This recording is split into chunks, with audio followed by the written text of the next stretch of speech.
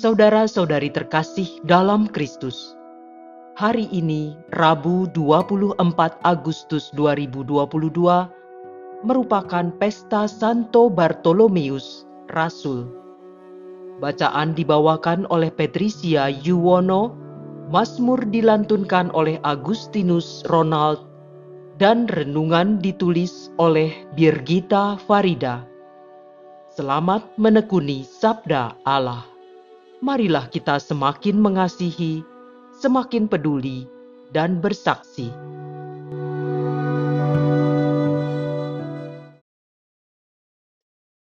Dalam nama Bapa dan Putra dan Roh Kudus. Amin. Tuhan, Engkau memberikan kepada kami firman-Mu. Firman-Mu telah menjadi manusia dan kini menjadi bentuk kehadiran-Mu di tengah kami. Utuslah Roh Kudus yang Kau janjikan sebagai penghibur, yang mengajarkan kami makna firman-Mu itu. Kiranya inspirasinya membantu kami memahami firman yang telah ditulis dengan inspirasi ilahi.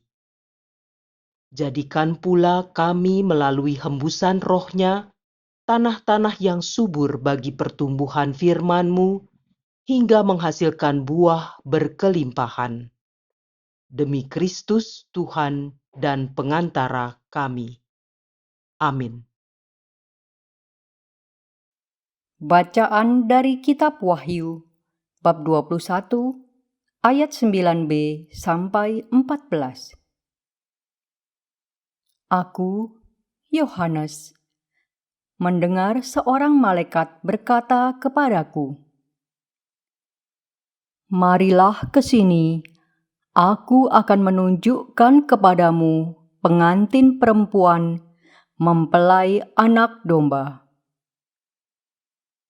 Lalu di dalam roh, aku dibawanya ke atas sebuah gunung yang besar, lagi tinggi. Dan ia menunjukkan kepadaku kota yang kudus, Yerusalem, turun dari surga, dari Allah.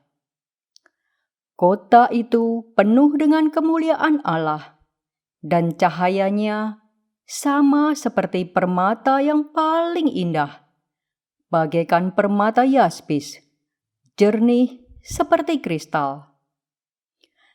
Temboknya besar, lagi tinggi. Pintu gerbangnya 12 buah.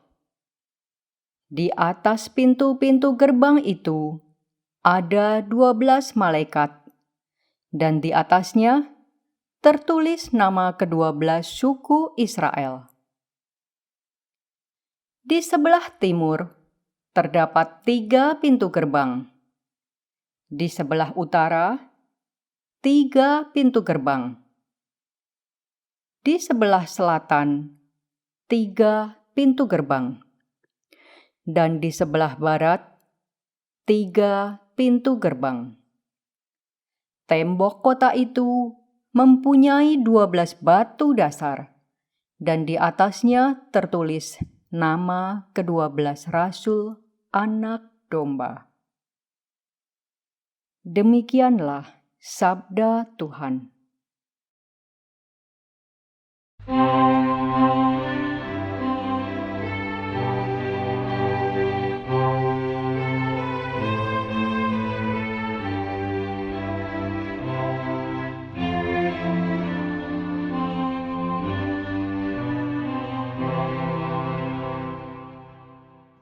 Para kudus-Mu ya Tuhan, memaklumkan kerajaan-Mu yang semarak mulia.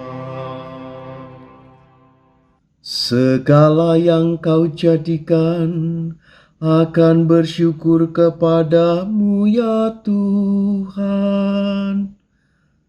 Dan orang yang Kau kasihi akan memuji Engkau. Mereka akan mengumumkan kemuliaan kerajaan-Mu dan akan membicarakan keperkasaanmu.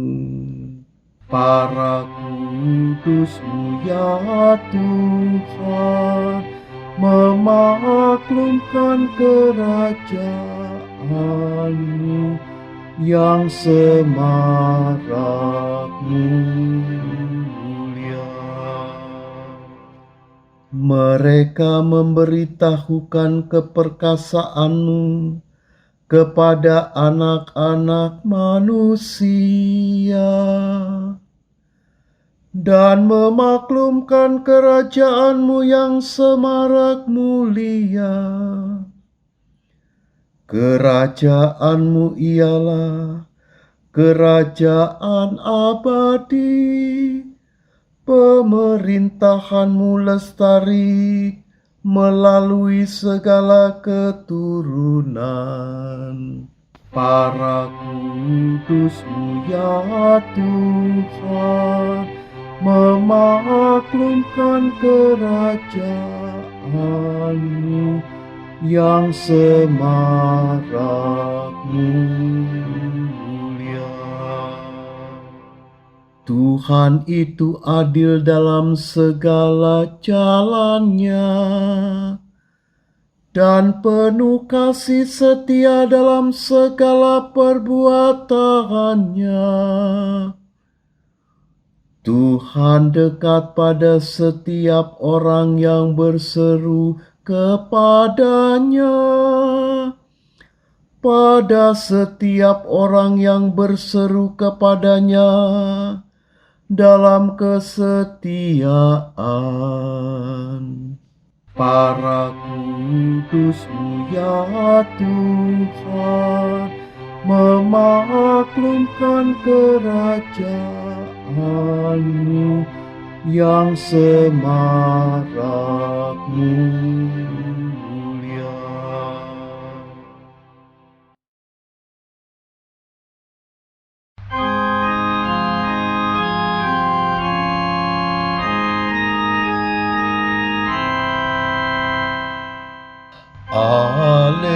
Haleluya, haleluya. Rabi, Engkau anak Allah, Engkau Raja orang Israel. Haleluya, haleluya.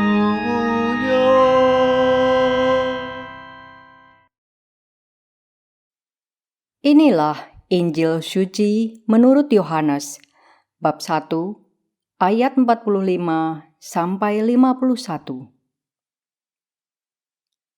Sekali peristiwa, Filipus bertemu dengan Natanael dan berkata kepadanya, "Kami telah menemukan Dia yang disebut oleh Musa dalam kitab Taurat dan oleh para nabi, yaitu Yesus, anak Yusuf dari Nazaret." Kata Natanael kepadanya, "Mungkinkah sesuatu yang baik datang dari Nazaret?" Kata Filipus kepadanya, "Mari dan lihatlah." Melihat Natanael datang kepadanya, Yesus berkata tentang dia, "Lihat, inilah seorang Israel sejati, tidak ada kepalsuan di dalamnya." Kata Natanael kepada Yesus, "Bagaimana engkau mengenal aku?" Jawab Yesus kepadanya, "Sebelum Filipus memanggil engkau, aku telah melihat engkau di bawah pohon ara." Kata Natanael kepadanya, "Rabi, engkau anak Allah, engkau Raja orang Israel."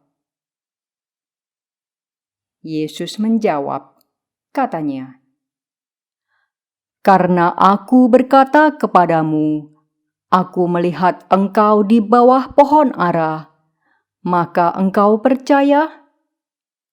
hal-hal yang lebih besar daripada itu akan engkau lihat." Lalu kata Yesus kepadanya, "Aku berkata kepadamu, sesungguhnya engkau akan melihat langit terbuka dan malaikat-malaikat Allah turun naik kepada Anak Manusia." Demikianlah sabda Tuhan.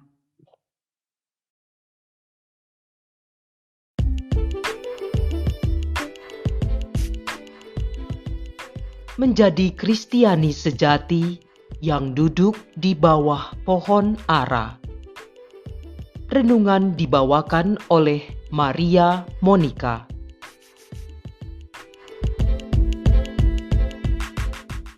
Bapak, Ibu, kaum muda, remaja, dan anak-anak yang terkasih, Shalom, damai sejahtera Tuhan kita Yesus Kristus beserta kita sekalian.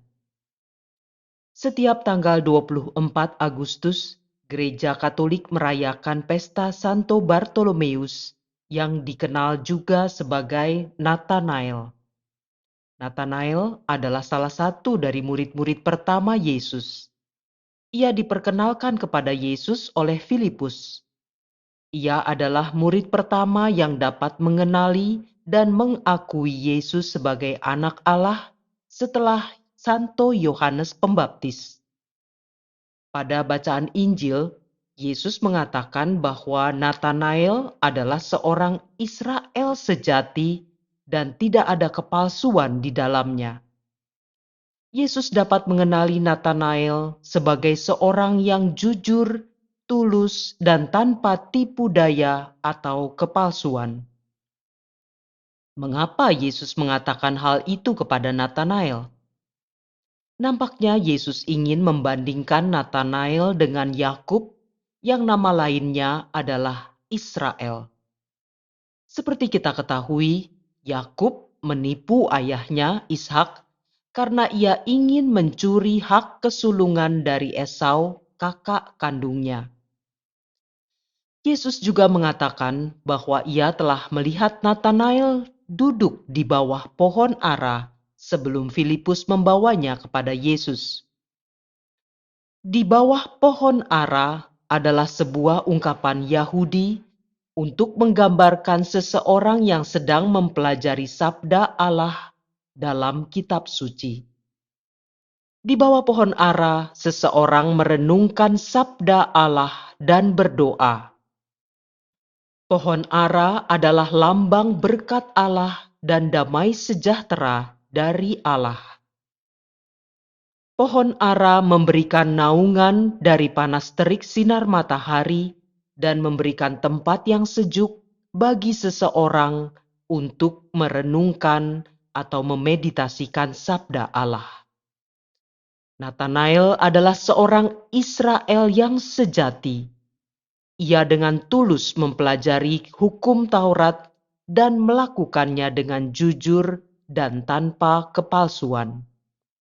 Berbeda halnya dengan para ahli Taurat dan kaum Farisi yang seringkali dikritik oleh Yesus. Karena mereka hanya menjalankan hukum Taurat sebagai formalitas supaya dilihat orang. Mereka mengikat beban-beban berat dan meletakkannya di atas bahu orang, tetapi mereka sendiri tidak mau menyentuhnya.